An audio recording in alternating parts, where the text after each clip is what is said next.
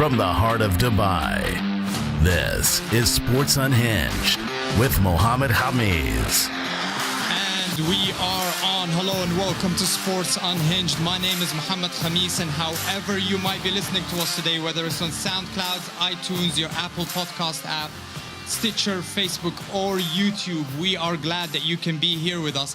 It's been a couple of weeks since we've had the last episode. I'm back from my travels just in time for the preseason of the NBA. We're recording this episode just a few hours before the kickoff of the NBA season between the Cleveland Cavaliers and the Boston Celtics. So today is going to be an NBA special. We're going to be giving you predictions for the upcoming seasons, insights, and to help me do that, welcome to Husam Jayyusi, who's going to be our guest on the show today. Welcome to the show, Husam. Thank you so much. It's a pleasure. So we've literally just met in person for the first time about 10 minutes ago, but we've been bitter rivals on a lot of fantasy football, NFL fantasy football leagues. For the last 2 years, I For the last 2 years. Football Central Facebook group where we've debated a lot of football or debates. I'm not going to call it soccer. It's called football. It is football. But today we're going to be focusing on the NBA season. Tell us a little bit about your NBA biases. Who do you support? Just so that we know which direction to go to when we're bringing up different teams. I really wish you didn't bring that up right at the start, but I'm unfortunately a New York Knicks fan. Oh, goodness. New York Knicks. The mess that is New York.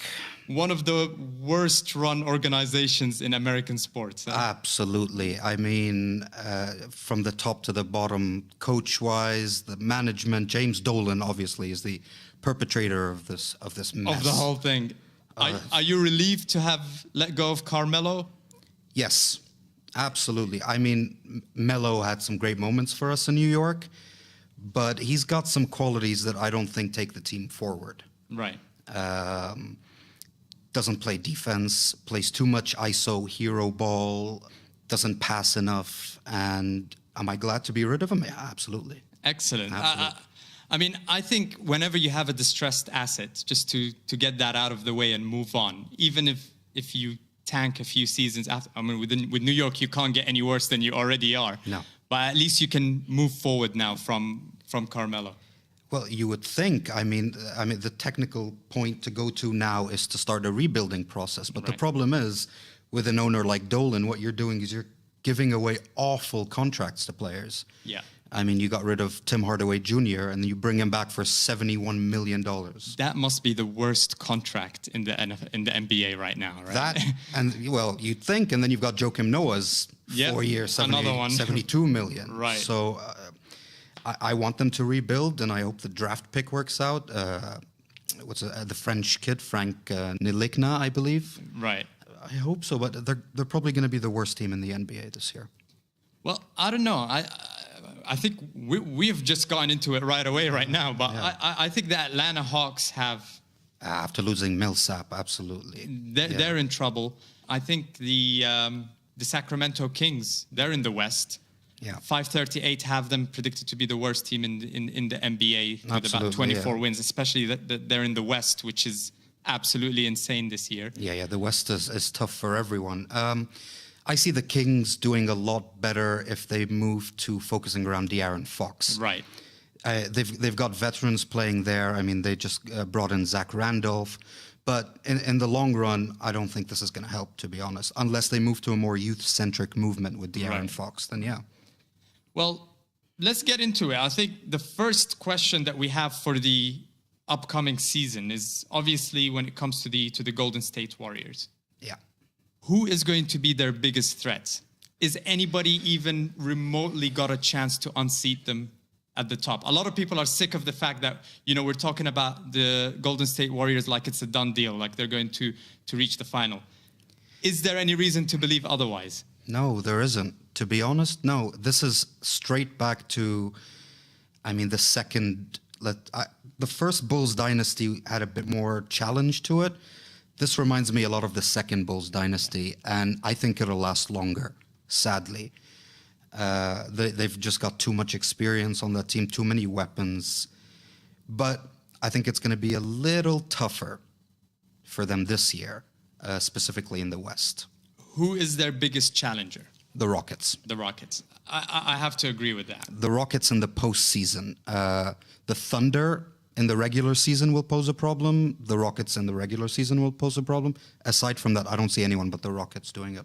And a lot of people have been looking at Chris Paul moving to the Rockets as something that might debilitate the Houston Rockets. I disagree with that because Absolutely not. I don't think that he's competing with James Harden for that position. I think he's actually complementing him more. So James Harden won't have to play the point guard position as much. No. The distributor and the floor manager is going to be Chris Paul, and James Harden will just play off of that. Yeah, for sure. I mean, CP3 is probably the purest point guard you'll find in the NBA, aside from arguably Rajon Rondo, because he's a pass-first point guard, but it'll make Harden more efficient and put him back into his regular position. And they're deep in almost every position as well. You have Clint Capella, you have Nene, which are great for the center rotation. They've Trevor Ariza. Ryan Anderson I like as a spread the floor shooter, but he's a defensive liability. Especially in the playoffs. Absolutely. But they do have depth. Yeah. They absolutely have depth. And I think when it comes to Anderson, they tried to trade him in the offseason because I think they were trying to see what value they could get. And then they decided just to keep him. I think in the regular season, he's going to be fine. But like you said, if he's in the wrong matchup in the playoffs, then he's immediately a defensive liability. He's in trouble. But they tried to, I believe they tried to ship him off to the Knicks for Melo. And the one smart decision the Knicks didn't do was take his contract. Just take it. So that would be another contract. Yeah, thank God for that. So do you think the Warriors have a chance of exceeding 70 wins?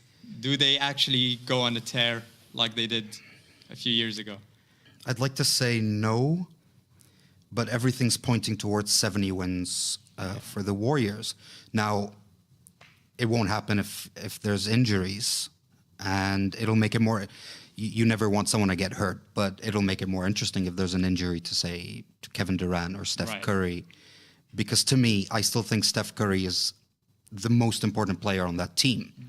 I mean, Durant is the purest scorer, Draymond Green is the defensive anchor, but Curry runs the show, and his three-point percentages are just off the wall. So best shooter I've ever seen from 3 points, ever. I mean, to me, statistically, yeah, I agree. But to me, the best shooter I've ever seen was Del Curry or Glenn Rice. Oh wow! Yeah. Okay, so you're going with the dad there. With the dad, Del was insane. Excellent. On the other side, in the East, obviously, a lot of movement has happened. A lot of great players have moved from the East to the West, and it almost seems unfair. We heard a few days ago that the commissioner of the NBA was thinking of revising the playoff seeding process, where it's just based on your rankings. It doesn't matter whether you're from the East or the West. Yeah. Do you agree with that? Do you think that would make the league better, or do you still want to see East versus West? I possibly agree with it because the East is such a mess. I mean, anything from, let's say, the 6th spot down to the 10th spot is, you have no idea. Yeah. There's barely any talent in there, and the top 2 are interchangeable in terms of finishing with the best win-loss record. After that, the other teams might get a few wins in, but when you get to the postseason, no chance. No chance. And that'll relate to what we'll talk to about the Celtics and the Cavs, of course. So when it comes to the Cavs, I mean, speaking of that, do you think there's anybody that can challenge them to get to the final? No. And this is the thing with basketball, right? With the NFL, it's a very short season. There's a lot of margin for error. You know, you have one bad game, you have one missed field goal, and that could be the difference between you making it to the playoffs or not. It derails the whole season, possibly, yeah. But when it comes to the NBA, you've got 82 games. It's too long of a regular season, in my opinion. So it becomes more scientific. The best team is always eventually going to get there, and then the playoffs are out of 7 games. So out of 7 games is like the purest form of basketball. Absolutely. The best team, the chance for upsets is very low. So we're still looking at Cavs versus Golden State in the final. But who do you think could pose the biggest threat for them in the regular season and in the playoffs? To me, it depends on how much they rest LeBron. Right. If LeBron goes into that resting period he had last year where he missed, I don't remember how many games he missed, but the Cavs were awful with him on the floor. Right.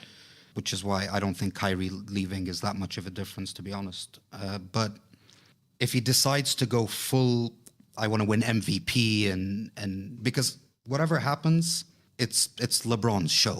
Right. When LeBron decides to play, this is said 100 times, but when LeBron decides to play, he does what he wants. If he wants to win MVP, he'll win He'll MVP. win If he wants MVP. to, and this is the thing. I mean, we're going to get to the MVP discussion a bit later, but I don't think he wants to do that. I think he's always got his eye on the playoffs, on reaching the finals.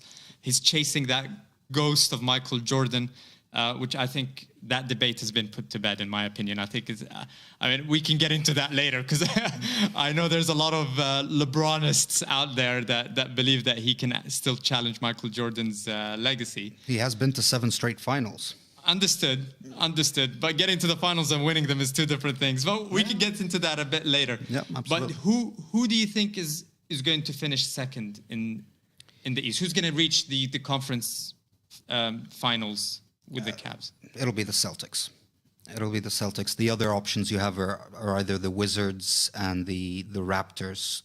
The Raptors' X factor is the fact that DeMar DeRozan can't shoot. Right. Sure, he's an excellent slasher, but his three-point percentage is awful. You could apply the same rationale to John Wall. John Wall's not a great shooter. He's improved, but it depends on the complementary pieces. But I think conference finals is Boston, Cleveland. See, the way that I look at it is I think Boston obviously have a lot of new pieces coming in. Most of their starters have completely changed. Crowder is gone, Isaiah Thomas is gone, they've got Hayward, they've got Kyrie. That system is going to take a little bit of time to put together. So I think in the regular season, there is a chance that they might not even finish second. Heck, I don't even know if the Cavs are going to finish first, because we saw last year, they just wanted to get to the playoffs, and that's when they really get going. So I think the Wizards this year probably finish second in the East in the regular season. I don't think they reach the conference finals. I think it's still going to be the Boston Celtics.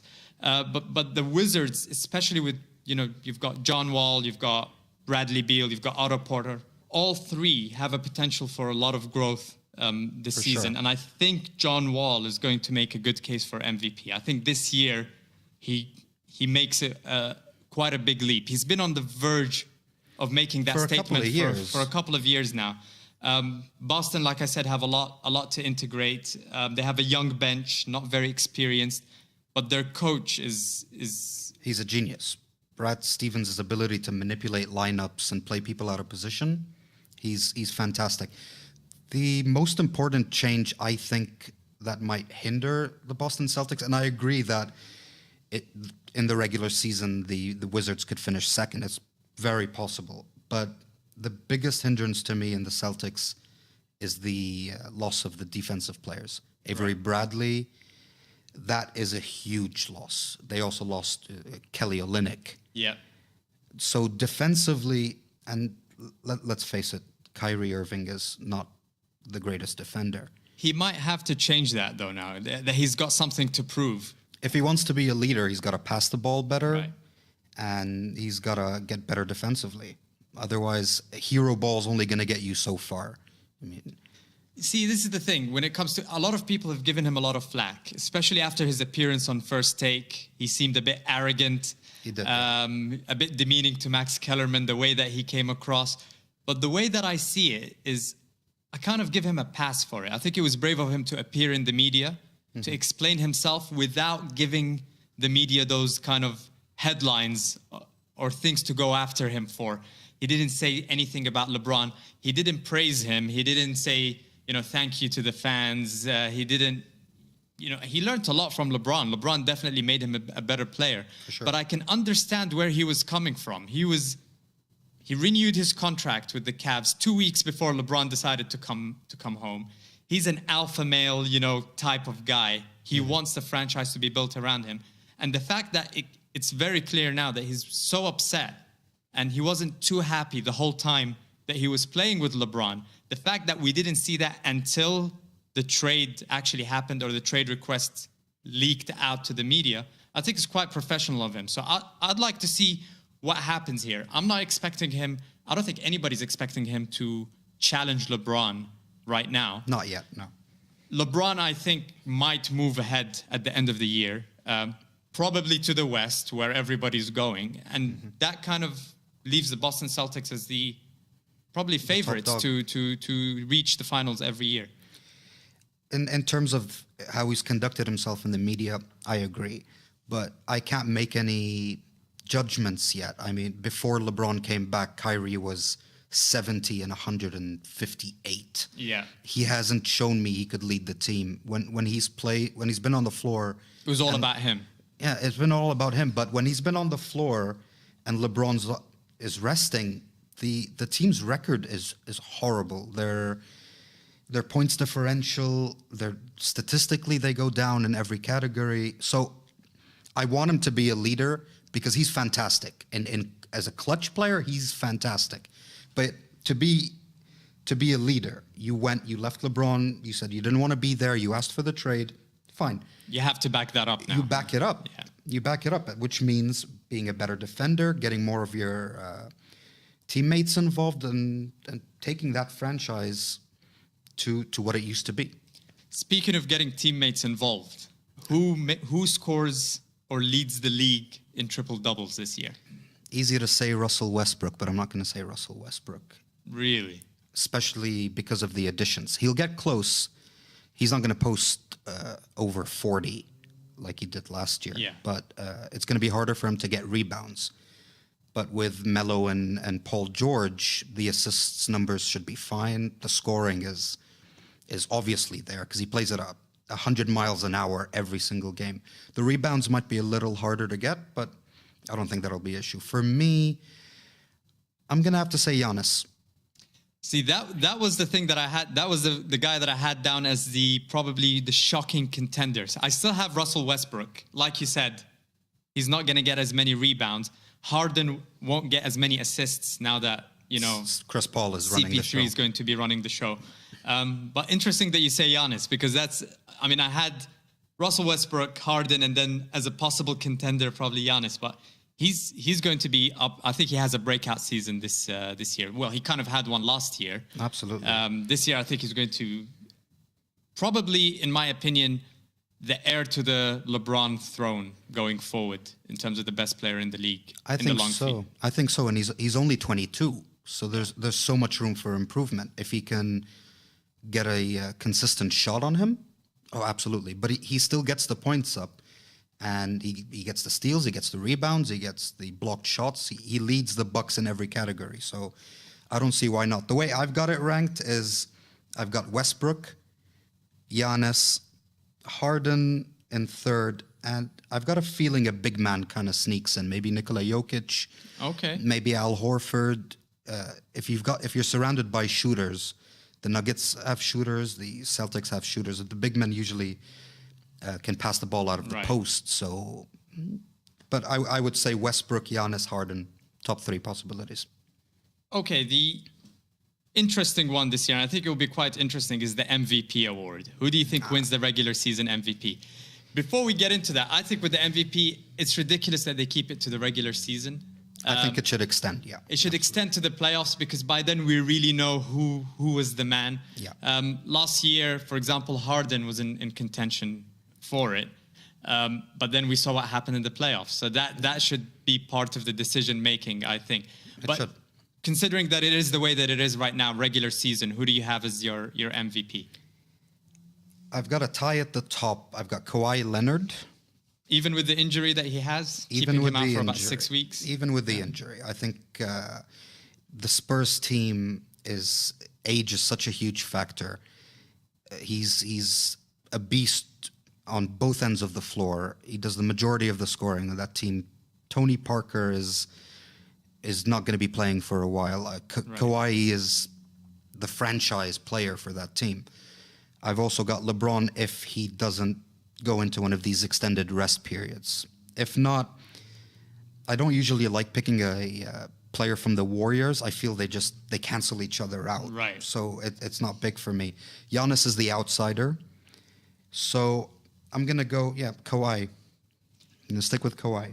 The way that I have it, like you said, you don't like to pick players from Golden State because they cancel each other out. But the way that I've seen it, at least from last year, you tend to see out of the two, obviously Steph Curry and KD, one of them kind of takes care of the regular season and the other one kind of breaks out in the playoffs. Yeah. And we've seen this even before KD arrived, where Steph Curry usually kind of disappears as the playoffs go in. But during the regular season, he goes crazy. Yeah. It's hard for me to believe that Steph Curry is not going to get another MVP anytime soon. So I actually picked him this year to get the MVP.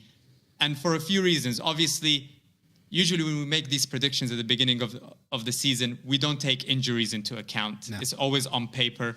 But what the heck? I'm going to make a prediction here that KD might get injured like he did last year during the regular season, take a bit of a break, and then Steph Curry kind of takes control of things. Mm-hmm.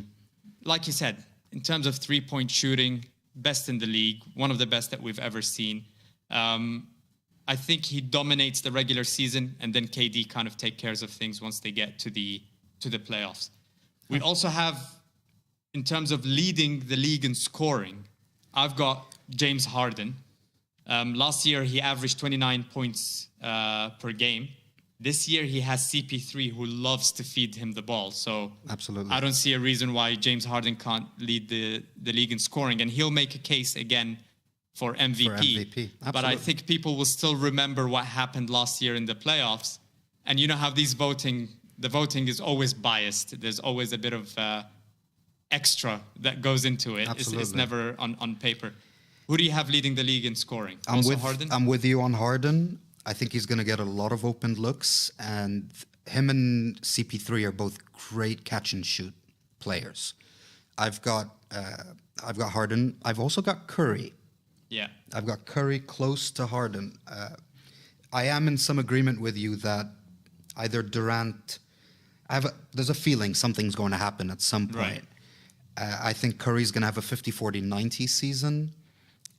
He usually goes crazy in the regular season. And what makes me angry is despite... I don't like the Warriors one bit. I have no issue saying that. I liked the Warriors until KD got there. That's when I was like, you know what? You've stacked the cards way too much there. It absolutely killed it. But what makes me angry is Curry sort of became the forgotten man. You know, he's a two-time MVP who, in terms of three-point records, is on the top of Mount Rushmore now, and he sort of got pushed to the side in this. He transformed the way the game is played.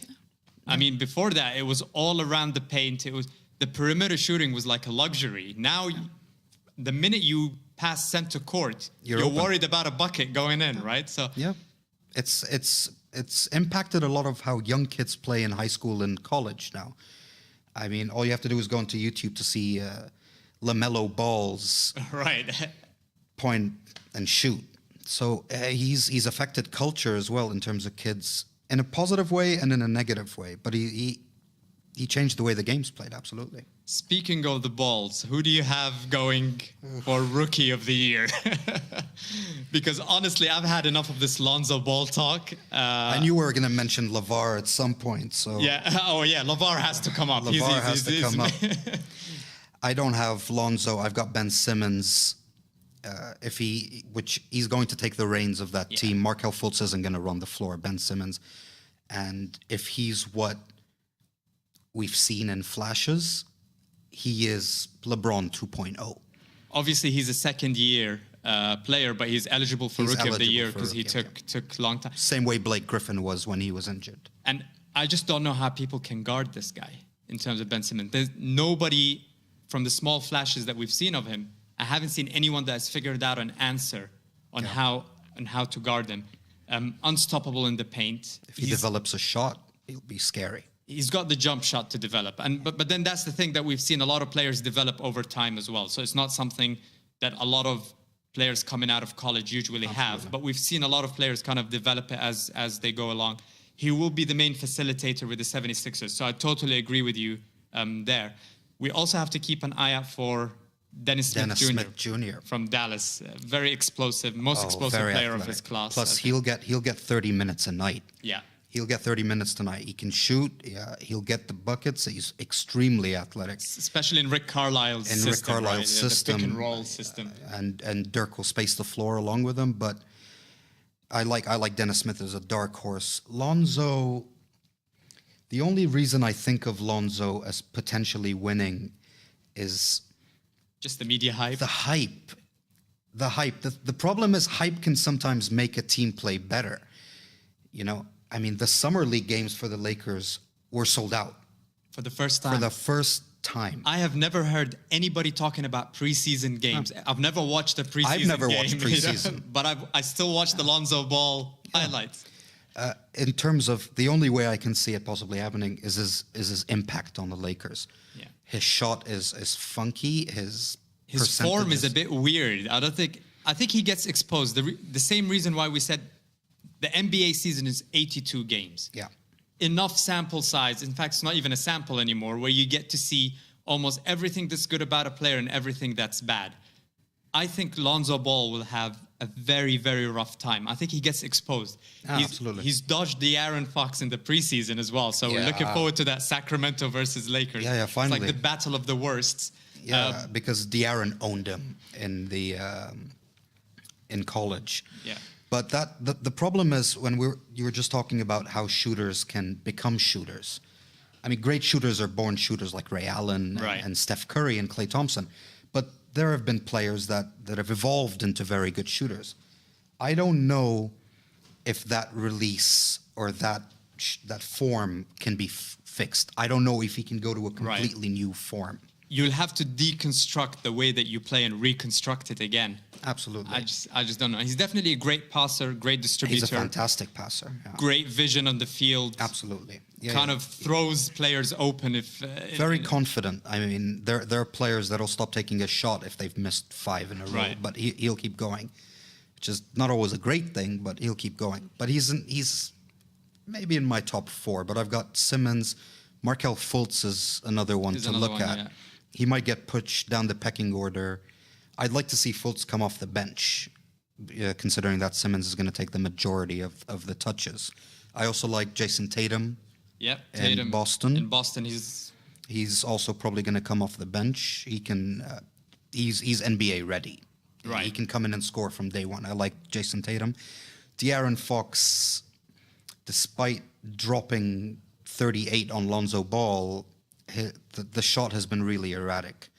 So we'll have to see. I can't make a judgment. But Simmons seems like the safest bet, barring any injury. Of course. He's injury prone, so that's another thing. Absolutely.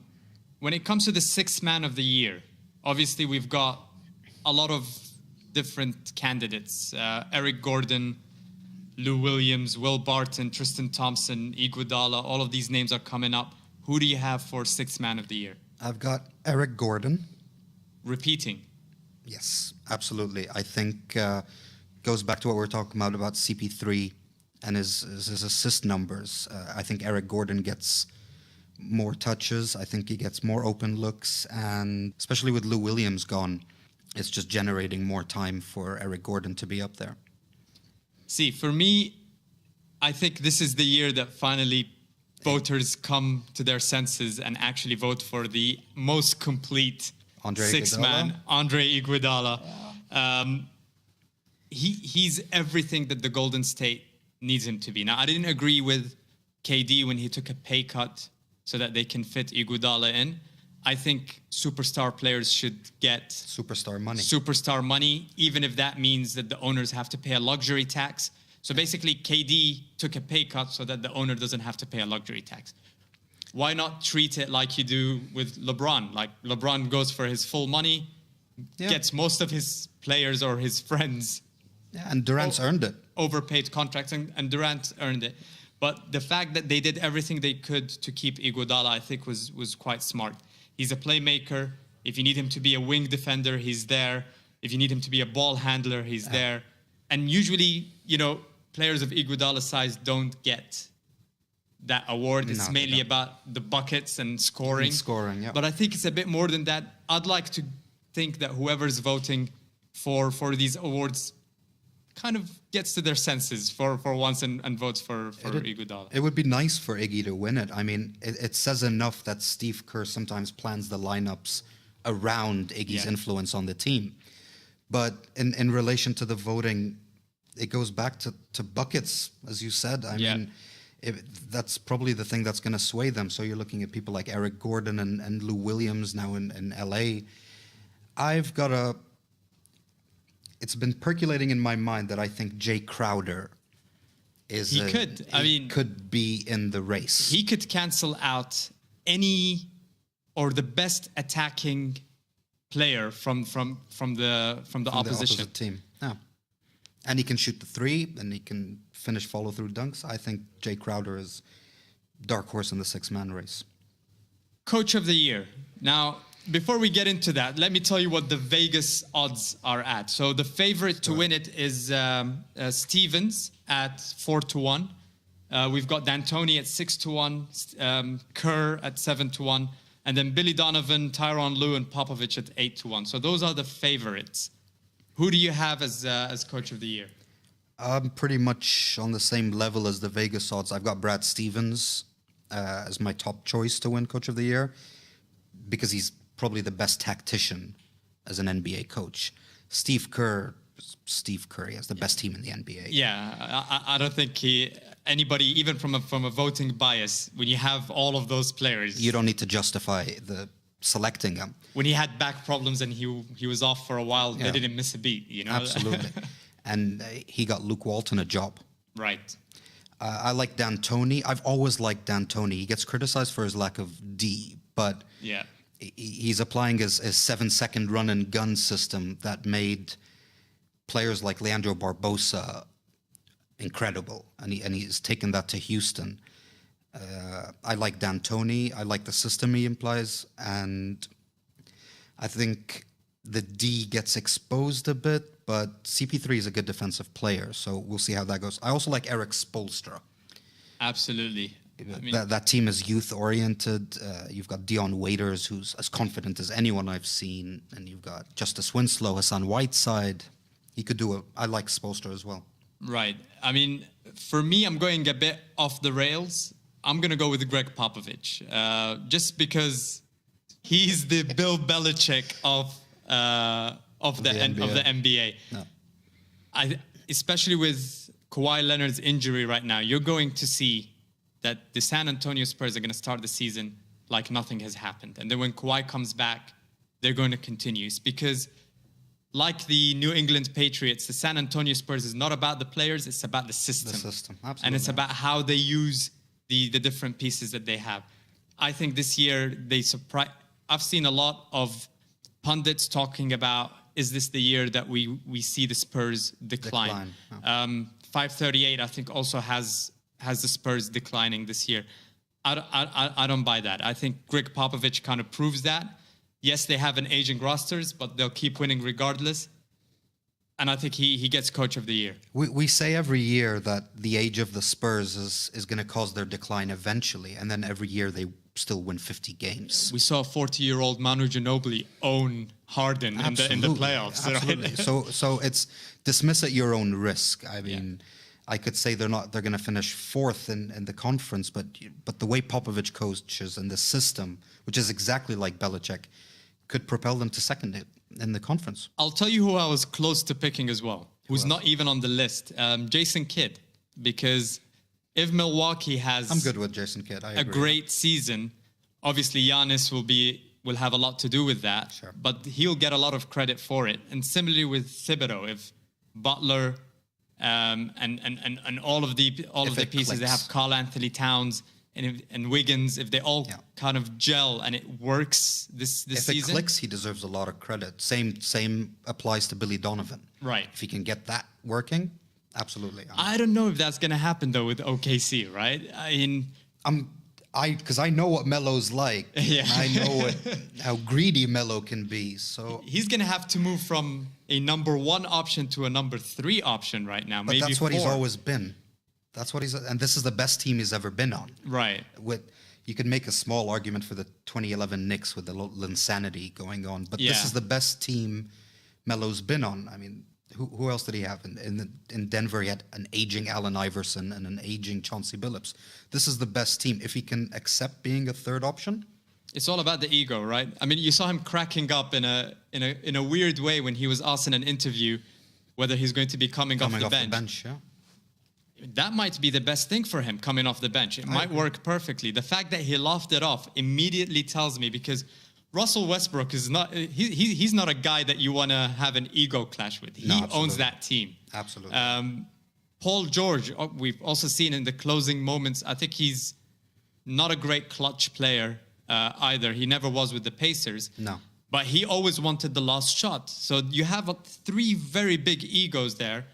2 of them are ball hogs. They like to keep the ball for long. Yeah. How is that going to work? I don't know. I'm a bit skeptical about the. I still OKC. say you give Melo the last shot.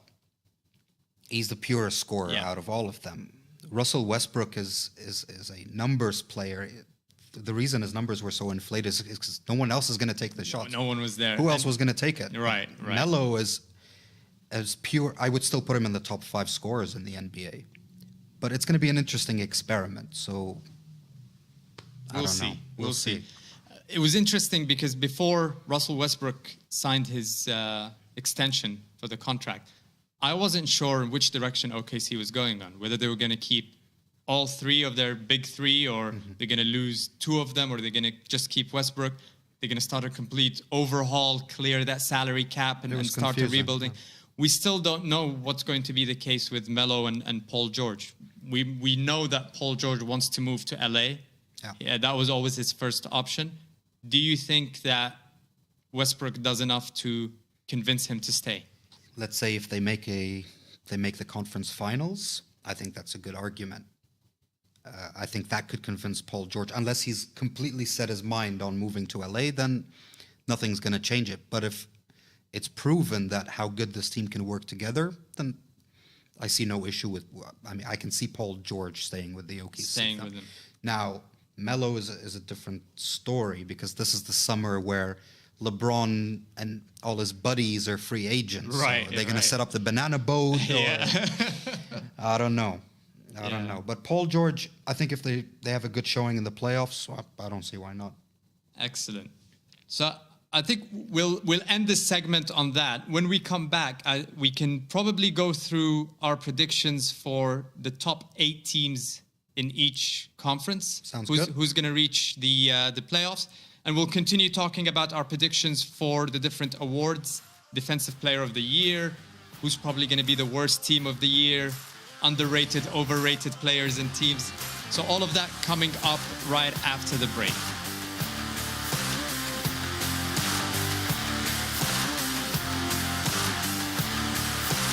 You're listening to the Sports Unhinged podcast.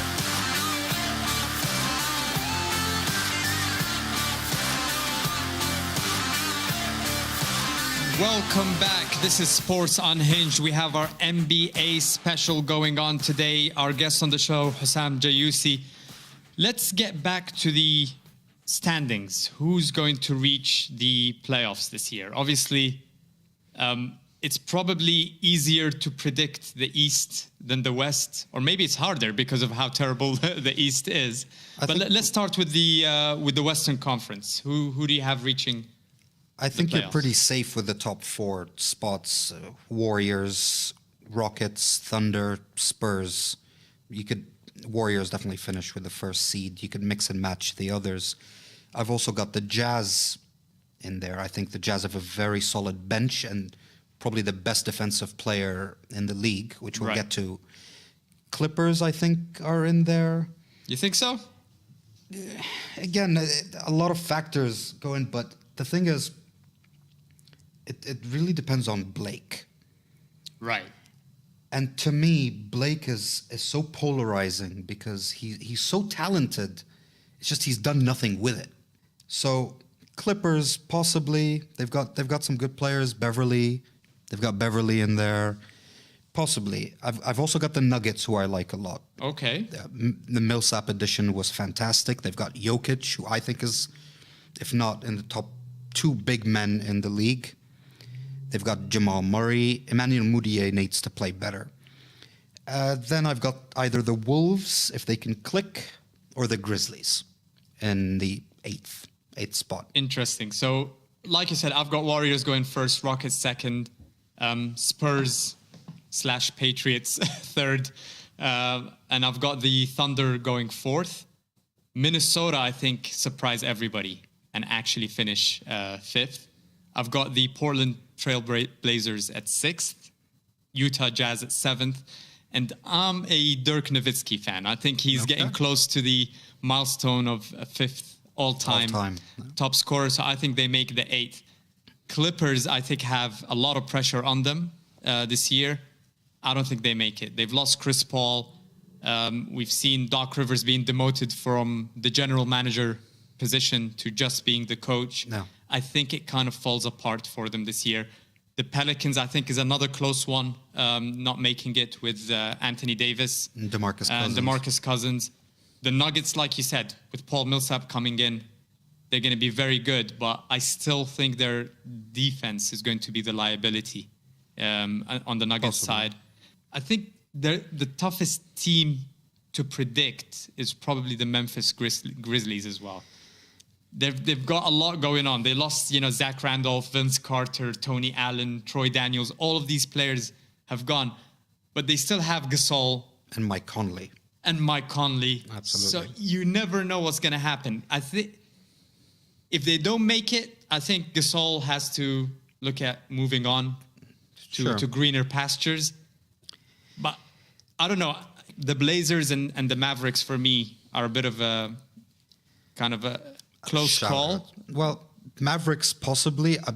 I don't put them in there yet, although I do think Nowitzki will go to fifth all time. The Grizz have playoff pedigree. Yeah. It's not great playoff pedigree, but it's getting to the playoffs consistently. They were a top 5 offense last year. So, absolutely. Yeah. Now, you've lost Tony Allen, who was arguably, despite awards, the best defensive player in the NBA. But I'd give the Mavericks a chance, possibly, but I still see the Grizz sneaking in there if the Wolves experiment falls apart, and despite how amazing Butler is. How about the East? The East, I've got the Celtics finishing first. I've got the Cavs, extremely deep roster, and D. Wade will elevate that team regardless of his age. But Father Time comes knocking and the injuries might coming in. I mean, all of these pieces that they got, including Derrick Rose, they're as injury prone as they come, right? So, absolutely, but for a 1-year push, I think they've got the motivation to play. And Wade and LeBron, as they cheesily said in the interview, are like peanut butter and jelly. Right. On the floor together, they're unbelievable. It just works. It's like Pippen and Jordan.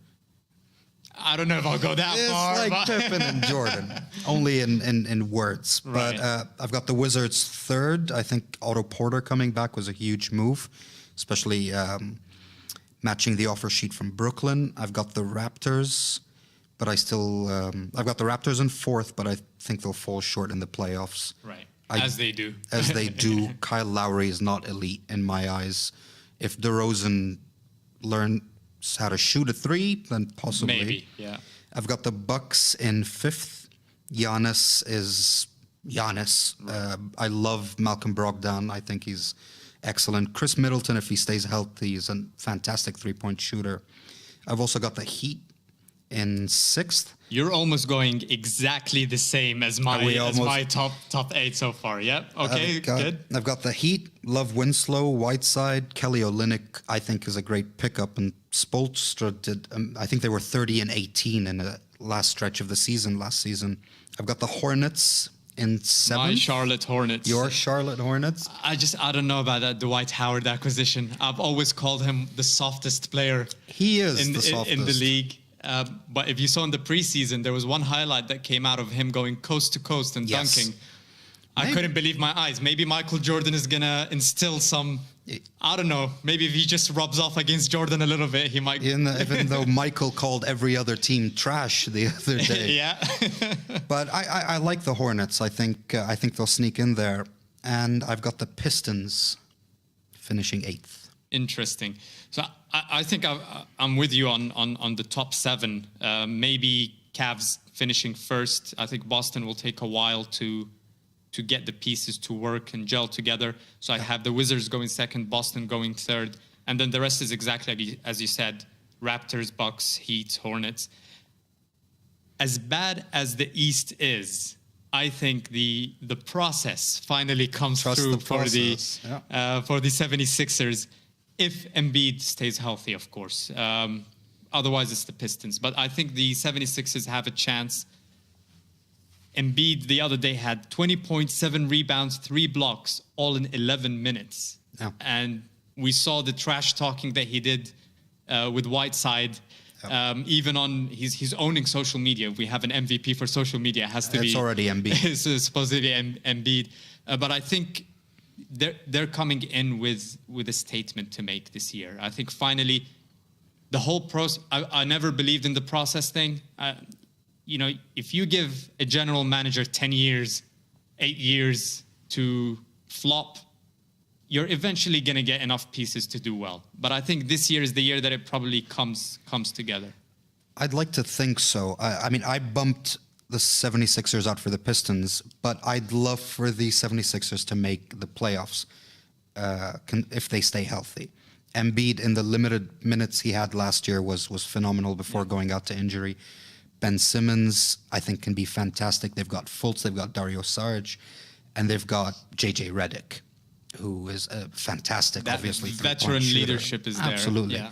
So if it happens, I'd be absolutely over the moon with it, because it's taken long enough. Right. Especially if you're a 76ers fan, you've been through enough. And the talent drain that's happened in the East now, this is an opportunity for them to actually do it. Yeah, absolutely. See, the thing is with the Pistons is, for me, it's Andre Drummond. I'm gonna talk about him a bit later as well. But I think he's gonna have a make or break year. He needs to. He needs to step up his game. The league is getting smaller. It's getting quicker.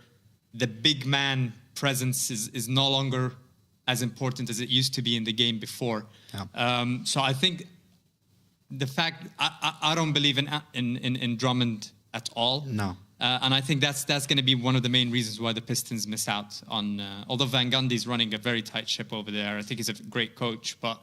He's done well, but it depends on Drummond. I mean, offensively, yeah, he has a high field goal percentage finishing near the basket, but if he doesn't sort of transcend into that upper echelon of players, then yeah, I don't know what you do with that team. And losing Caldwell Pope as well was right. He's a very underrated player. So going back to the different awards that we're predicting. Now, I think you kind of hinted at this when we were talking about our rankings with the Utah Jazz. Defensive Player of the Year. Am I guessing that you're going for Rudy Gobert? I am going on the Rudy Gobert train, absolutely. The most effective defensive player. I think he should have gotten it last year. He should have gotten it last year, absolutely. He finished third, I believe, right? Yeah. Yeah.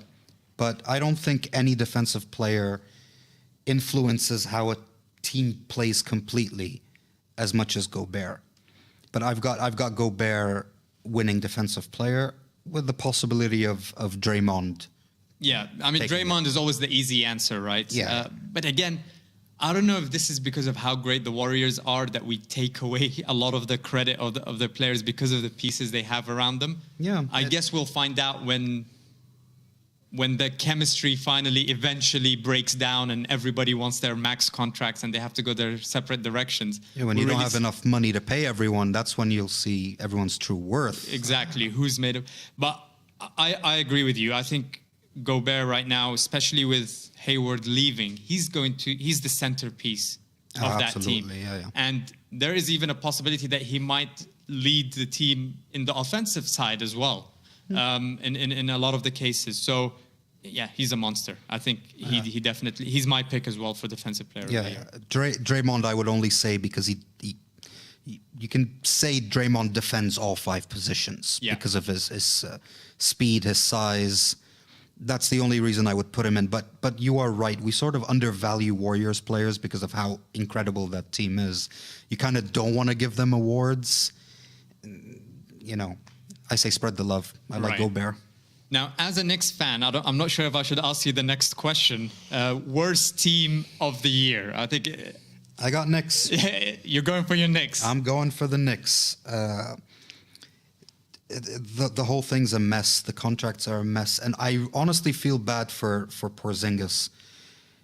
Because Porzingis... He's recently kind of aired his frustration again with the front office of after he left the end of season meeting with Phil Jackson. And Phil Jackson. Phil Jackson is an episode on its own. You guys have gone through a lot of phases. The Melo thing, the Phil Jackson phase. I'll say this, Phil, great coach, awful GM. But I just feel bad for Kristaps because he's not being played in the right position. If he plays at center, he could be so effective, especially by spacing the floor. But the Tim Hardaway contract is a mess. The Joakim Noah contract was a mess. These guys are really lucky, you know. They're getting a lot of money sitting on the bench because they're injured most of the time. No, absolutely. and I felt bad because Derrick Rose got a lot of flack last year. Right. D Rose averaged 18 for what was arguably the worst team he averaged 18 points. Imagine if someone told you a few years ago that LeBron, D Rose, and Dwayne Wade are going to be in the same team. Yeah. That was going to be like, it's a super team. It's the greatest team ever. But yet now D Rose is getting the veteran minimum for $2 million, and that's the smart way of handling injury-prone players. You know? That's it. I think D Rose he's got a bit left in the tank, and you could see it from, let's say, the first half of the season with the Knicks. He could still get to the rim. His three-point shot isn't his greatest asset, and he admits. But he put up 18. He put up 18 on an awful Knicks team. But still, every time he jumps, you kind of hold your breath for his knee not to buckle again, right? Oh, yeah, you're terrified. You're scared to death. See, 538's predictions had the Hawks being the worst team in the East, and you've got the Kings, who could be the worst team in the West, according to their predictions. I think the Bulls probably have a shot of being one of the worst teams in the NBA this year. I agree. They've made a lot of bad deals. Sure, they've got Zach LaVine now, and Lauri Markkanen could pan out. He's a great shooter, but I think it's time. I think they're going to be back in the lottery. I think that decline started when they got rid of Thibodeau. I think it was... They were complaining that he's training the players too hard. I'm like, come on, guys. Yeah. You see what he's done with the Timberwolves right now. And absolutely. Speaking of the Timberwolves, the next question is about the most underrated team in the NBA, and that's exactly who I have. I mean, the only issue they have is three-point shooting right now. Yeah, absolutely. But I think the Minnesota with Karl Anthony Towns, who's, again, three-pointers is their issue. And the reason for that is because Karl Anthony Towns is their best three-point shooter at the moment, which means that they didn't really address that area in the off-season. But I think that with all of the pieces that they have finally coming together, not injured, they've got Wiggins, they've got Butler. Yeah. That team still revolves around Karl Anthony Towns. They haven't made the playoffs in 13 years. So I think this year they surprise everybody. They win over 40 games. If it gels, absolutely. Then, I would put them into the playoff picture. And I hope it gels because the pieces Thibodeau's brought together are fantastic. In terms of Jimmy Butler, who can defend, good two-point shooter, let's say mid-range shooter, three-point, can make the three-point shot. Got Jamal Crawford. Karl Anthony Towns is a great center. I would argue he's the best center in the NBA. But I still feel there's a level, there's a switch that can be turned on where he is elite. I mean, again, to me, he's the best center. He's on the cusp. He's on the cusp of just superstardom. Yeah. So I do hope it gels. I think it's a fantastic project in Minnesota. And I've seen a lot of people that have also ruled out the Jazz from making a statement or making it to the playoffs. You hear a lot about the Denver Nuggets making it. I think that's another underrated team as well. And we've already kind of covered it. But one thing I wanted to mention is that Rodney Hood is also on a contract year. So he has something to prove as well. Yeah. So I think the Jazz is another team that could be... The Jazz is who I've got for my underrated team. Like you meant, Rodney Hood on a contract year is going to put up numbers. And with Hayward leaving, that team is going to go into a defensive mentality that propels the offense forward. Right. A great offense starts with amazing, Absolutely. great defense. So the Jazz are my underrated team. I agree with the Wolves. I've also got the Heat. Yeah. Specifically because of the coaching and the young core they've got. They don't have any superstars in the Heat as much as they want to Whiteside claim isn't so, a superstar. Right? He's the most renowned player on the Right. Heat. But no, they don't have any superstars. In terms of overrated players, I think we've kind of touched on that a little bit. For me, if you want to look at who is the most overrated player in the league, just follow the money. And that would be Blake Griffin. Yes. He's the 5th highest paid player in the upcoming season, 29.5 million. That's insane. And I'm predicting that they miss the playoffs again, and all of that gets exposed. The close second, which also we've touched on for me, is Andre Drummond. He did put up career highs last year in points and rebounds, 16.2 points per game, 14.8 rebounds per game. But it's the free throws, man. I mean, that guy can't make a free throw to save his life. Yeah. He had a career low 35.5% last year. His career average is 38%. Even Shaq, who was the worst at his time, had 12 points, 12% higher average than Andre Drummond. So for me, it's Blake Griffin and Andre Drummond. Who do you have? I've got Blake, top of the list. I think for the money he makes, he hasn't come along as a player. I mean, he worked on developing a jump shot. It's not consistent. It's not efficient. I've also got LaMarcus Aldridge. Recently, I believe it was yesterday, he received that $73 million extension. Not a big fan of all. He's not who he was in Portland. I was so frustrated last year in the playoffs when he kept disappearing, when he kept missing assignments on the defensive side, when he kept missing shots, when he's literally a few inches under the bucket and he still missed those shots. So definitely, I would agree with that. That's a shame. I've also got Melo, but we've already touched on that.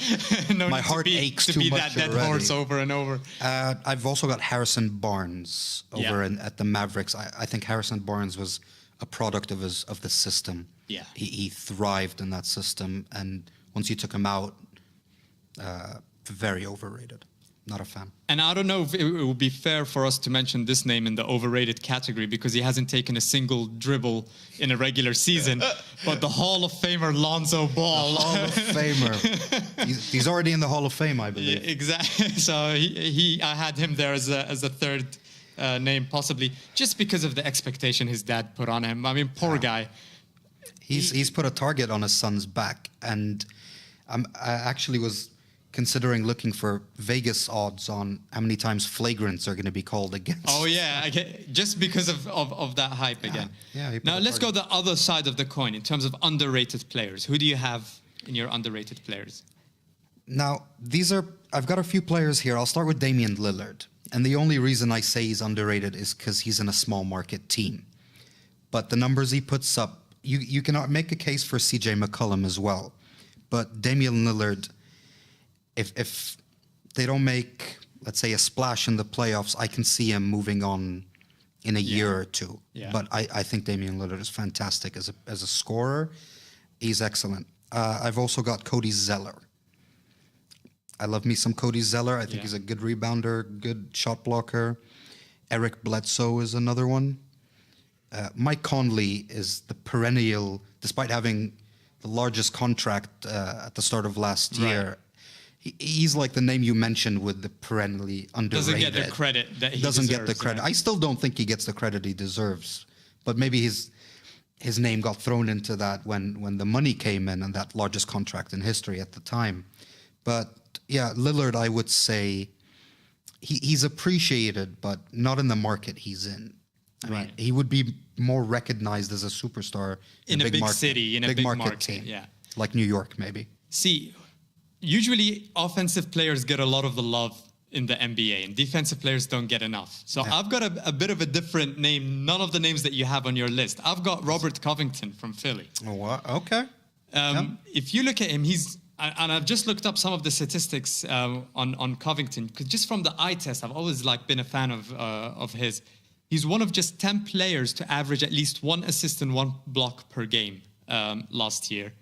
The players that he's guarded, if you look at all the players that Covington has guarded, they have a collective field goal percentage of 45.4% when they're not facing him.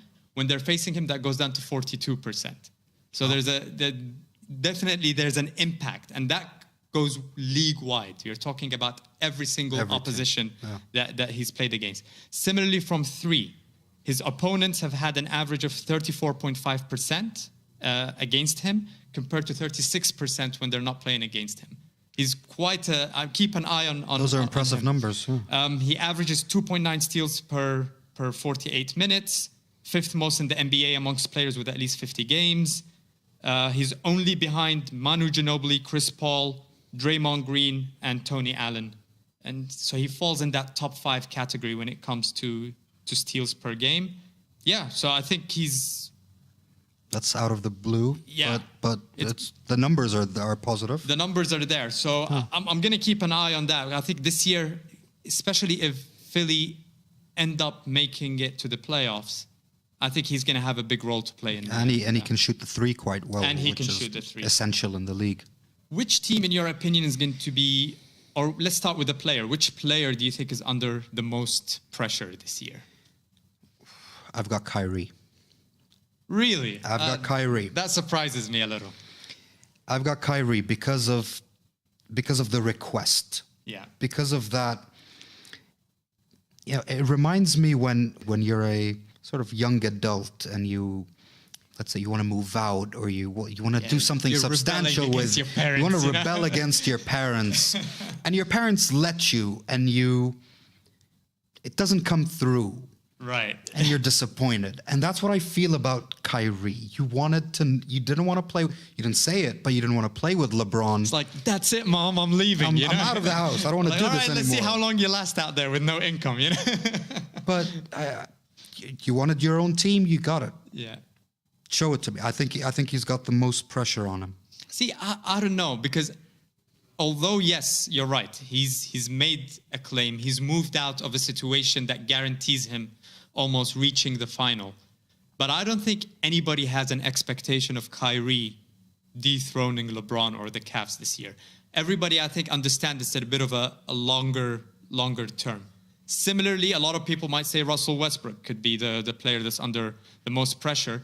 He just renewed his contract. He doesn't want to be known as the guy that stars want to leave, especially if he loses Paul George or Melo at the end of the season. But again, I don't think Russell Westbrook cares. Russell Westbrook is all about Russell Westbrook. Yeah, that's all that matters. He's going to get his. So I don't think he's going to feel that pressure. For me, it's James Harden. Mm-hmm. Okay. Because this year for him is a year that could either tag him as the guy that chokes under pressure. We're not going to hear any of that in the regular season. I'm talking playoffs in the here. playoffs, yeah. Or if he's going to actually come through. Last year, like I said, we saw him disappearing against the San Antonio Spurs on stretches. The last play is something that's stuck in a lot of people's heads, with Manu Ginobili blocking that last shot. So I think this year, not only will he feel the pressure from the fans, from the neutral fans in the NBA as well, but he'll feel it from CP3, because with CP3 running the show, I don't think he's going to allow Harden to disappear the way that he did last year. CP3 is stricter than most people think. He got into conflicts back in LA, so I think he'll keep Harden in check. And he will keep him involved. He will demand that he gets involved. A close second, and we've already talked about this, is LaMarcus Aldridge. Yeah. He used to be a completely different player with the Blazers. You could really depend on him. And we've seen him disappear in the playoffs as well. Andrew Wiggins as well. The fact that he just by virtue of him renewing his contract could put him in that category. I agree. Yeah. Now, when it comes to teams under pressure, which team do you think is the most under pressure?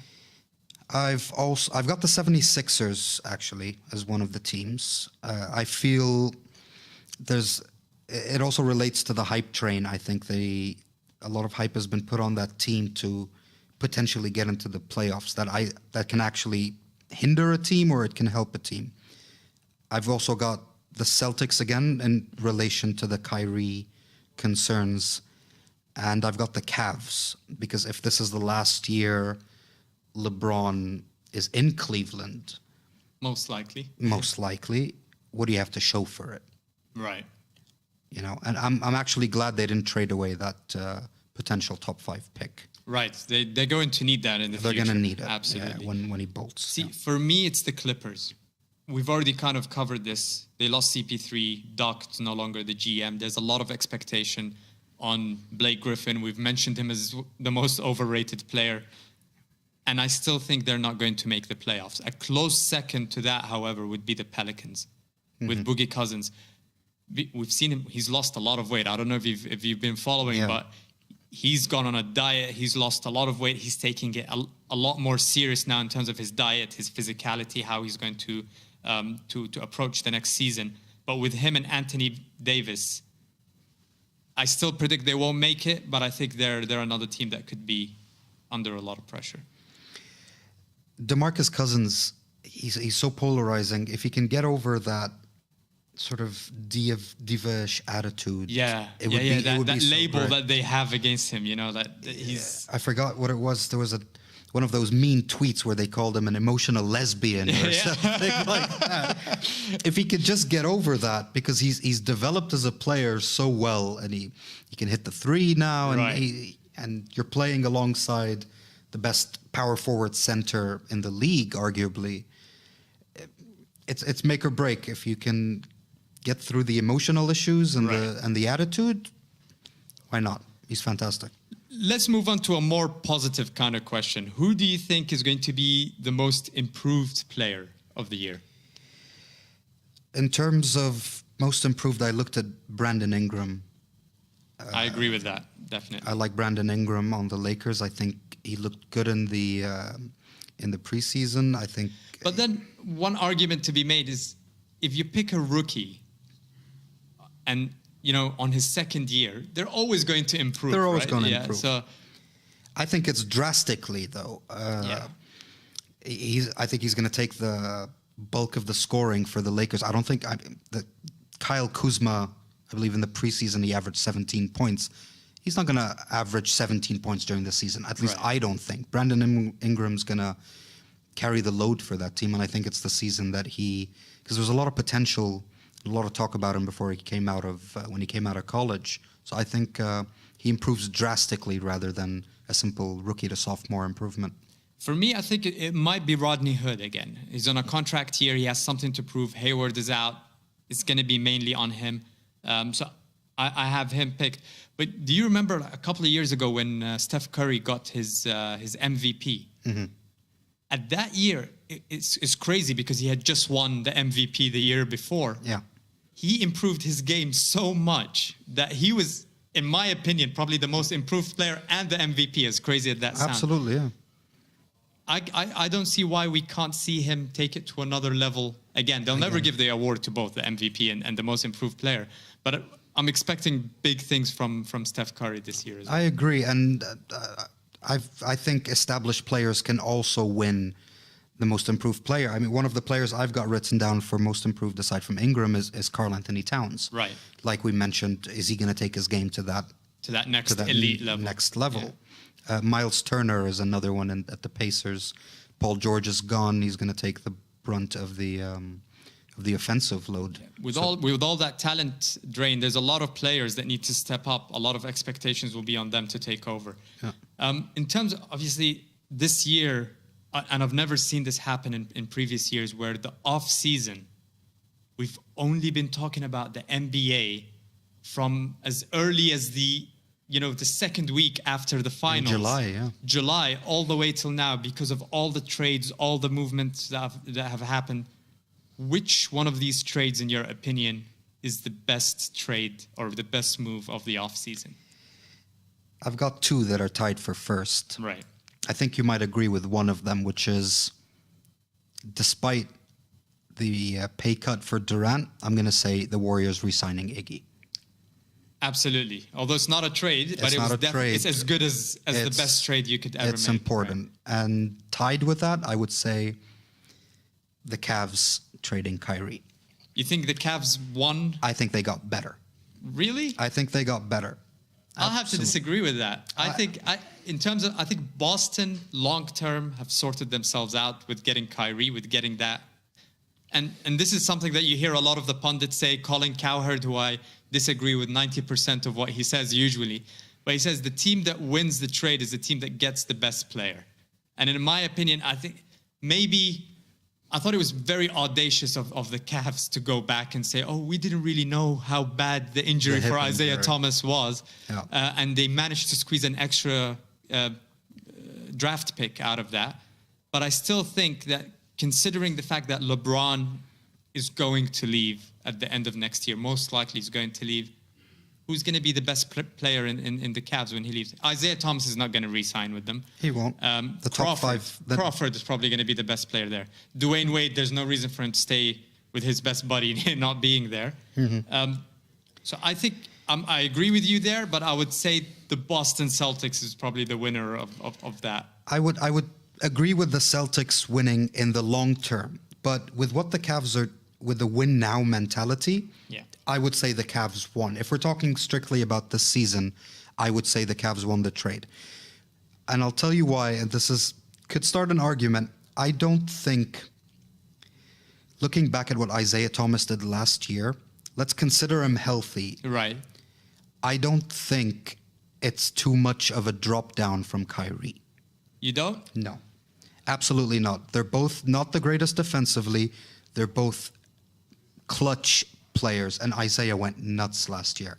If we're talking about a healthy Isaiah, now he's got the hip issue and we don't know, but if we're talking on pure levels, if there was no injury to contend with, I think Isaiah's not that much of a See, maybe it won't be the case in the regular season all the way to the playoffs, but when you go up against Golden State, I think Steph Curry or Clay, they'll be salivating at the chance of having Isaiah guard them. They'll be jumping over him and throwing them threes all day long.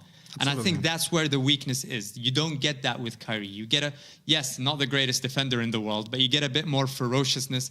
And it's biology, right? It's just the height issue. In that terms, sure. If they're going to go up as Isaiah as the point guard against the Warriors, unless they go with LeBron at the one. Yeah. For example, but he is a liability. Yeah, they're going to be salivating if he goes up against Steph Curry and Klay Thompson, but he can put up points and I think he's clutch. Aside from Isaiah, you got Jay Crowder. He's a fantastic defensive player. That was, I think, the best piece that they got out of that trade, regardless of whether. Because Isaiah, obviously, with the injuries and all of that kind of stuff, I'm a big fan of Crowder. I'm wondering whether he can actually go to the next level now, although he's at a very elite level, just by virtue of playing with LeBron, because that's what LeBron does. You got to give him credit for that. He makes other players better. Oh, yeah. I'm just wondering to see how he could make Crowder better than he already is right now. I think so. I think defensively and playing alongside LeBron is like an elixir for any player. I mean, you could put LeBron on any team on the East, and they'll get to the finals. They'll get to the finals. Yeah. He's that fantastic. But Crowder to me was the best piece of that trade. I think the top 5 Brooklyn Nets pick is also because when LeBron goes to LA or wherever he wants to go, that top 5 pick is essential in rebuilding that team. So final question, NBA Finals. We've got Cavs versus the Warriors. I have a sweep for the Warriors. A sweep? I don't think they got better. I think, yes, with all of the stuff that we've just mentioned right now, by the time they get to the end of the season, Isaiah Thomas is too short.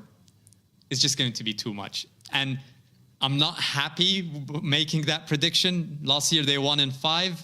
This year I think LeBron gets another final sweep under his belt. What do you have? I've got Warriors in 5. Again, a repeat of last year. I'm gonna give the Cavs. I want to give them more. It's just there's too much firepower, unless there's an injury, which I don't really like because it becomes a discussion of but what if he was playing, or what if Draymond wasn't suspended, or too many questions. So I gotta say Warriors in 5. Excellent, excellent. So with that, I think we come to the end of this NBA special. Just before we wrap things up, I just wanted to... Today we had the draw of the World Cup playoffs. So we have Northern Ireland versus Switzerland. We're talking football here. Yeah. Croatia versus Greece, Denmark versus Republic of Ireland. And the one team that I wanted Italy to avoid in these playoffs is Sweden. And that's who they drew. What are your predictions on these games? Italy, and as an Italy fan, Italy and Sweden worries me, especially with the way Italy have been playing. They've got the players. Belotti is fantastic. Verratti is fantastic. But just this 4-2-4 formation they've been playing and what Ventura has done with the team, I have never... I'll say something. Italy, I've seen some of the worst Italy teams, and they've never looked demotivated. Yeah. The Italy team I saw against Albania, I believe. Pardon me if I don't know all the scores perfectly, but they just... Nobody looked like they wanted to be there. Like they're interested. Nobody looked like they were interested. I think a World Cup without Italy is blasphemy. Yeah, it would be unwatchable almost. I mean, I'm a Spain, and Italy's always my second team. But it's, I'm hoping for the best. You need to have the best teams. I was actually kind of relieved that Portugal managed to win their group right at the end, because up until the last game, Switzerland was leading it. Yeah. And imagine if we had Italy versus Portugal in the playoffs. One of those teams won't make it. It's absolutely horrible. No, yeah, I mean, with the World Cup qualification process, we're already having a lot of terrible teams qualifying to the World Cup. Yeah. There's no reason why the best teams shouldn't be there. On an NFL note, I know I'm just kind of throwing unplanned spitfire questions on you. That's all right. Aaron Rodgers, we've seen him go down, and probably this is going to be a whole segment in the next podcast, but we've seen Aaron Rodgers go down with the Green Bay Packers. It hurts. Horrible. It hurts my fantasy team more than anything. Oh, yeah. It hurts big time. I know someone who had Aaron Rodgers and Jameis Winston in the same fantasy team, so... It's a shame, but there's been a lot of talk... especially on Undisputed and First Take about it being a dirty hit by Anthony Barr. I don't think so, because as soon as, and we spoke about this off the air, is that when you leave the pocket, as Cam Newton does, you're a scrambler. Right. You're basically a substitute for a running back, so to speak. So I don't think it was a dirty hit. It wasn't. I mean, if this hit goes on a Cam Newton, we don't hear about it. If Case Keenum breaks his collarbone, we don't hear about it. But because it's Aaron Rodgers and Tom Brady, who are the golden child, he's a bad man. He's the best. I mean, no doubt about that. The one thing that worries me though is that the collarbone is a very weak bone, and it never comes back as strong. Yeah. We've seen that with Tony Romo. He just kept snapping like a biscuit every time he took a hit. The worrying thing is that it's on his throwing arm, because he broke the collarbone in 2013. Right. And he came back, I believe, 7 weeks later. This is on the throwing arm. It doesn't look good. So this actually raises the question, could we start seeing a decline in Aaron Rodgers, who's supposed to be reaching his prime right now? He should because especially when it comes to the deep ball, when you have that collarbone kind of there, it's just it's devastating. I don't want to make any assumptions. I hope not, because despite Tom Brady's rings, Aaron Rodgers to me is the purest quarterback. And to me, my favorite quarterback was always Dan Marino. And then, right. And he never won a Super Bowl. We want to see Rodgers win a few more. We want to see Rodgers one isn't enough, and the talent he has is undeniable. I mean. And I worry about the receivers. The running backs are going to get more playing time just out of security. But Joe Callahan and Hundley, I believe. Right. Nobody can make those quick pocket pass decisions like Rodgers does. So I worry about them going forward. Yeah, it's almost a crime for you to mention both of these names in the same sentence as Aaron Rodgers. But that's... Colin Kaepernick was a name that was floated around. But the coach today... kind of put that to bed by getting angry at a reporter who asked the question. Yeah, they've been grooming this Hundley kid for a few years, but I said, Tim Thompson, the first call you make is to Colin Kaepernick. Yeah, he's 29. He's agile. He's mobile. He added a few decent He made games. it to a Super Bowl. I mean, that alone should give him at least a backup job. He was consistent with the 49ers in the last year. So I say that's the first call you make. But nobody wants to be that GM that picks up the phone to call Kaepernick. Right. Nobody wants to be that trigger. Yeah, he filed a case against the owners or against the NFL for collusion. I don't think he has a case there. No. It's based on merit, Not at all. Wow. And it's the choice. They're not forced to pick any quarterback. But it's still a shame that we're seeing a lot of unknown names get jobs in the NFL with. I'll be happy if he just gets a backup job. No. Bring him to Carolina. I'm sick of Cam Newton right now. Need someone who can make some passes. Exactly. Yeah. Anyways, thanks a lot, Husam. It's been pleasure. a fantastic podcast. I hope everybody listening has enjoyed it as well. We've got a lot of sports coming up next week. I believe there's a UFC event coming up as well. We're going to be talking about that. Champions League, Premier League again, never disappoints. Thanks again, Husam, for joining us on the podcast. And thanks to all the listeners. Again, you can catch us on SoundCloud, iTunes, Apple Podcast app, Stitcher, Facebook, and YouTube. Until next week, goodbye.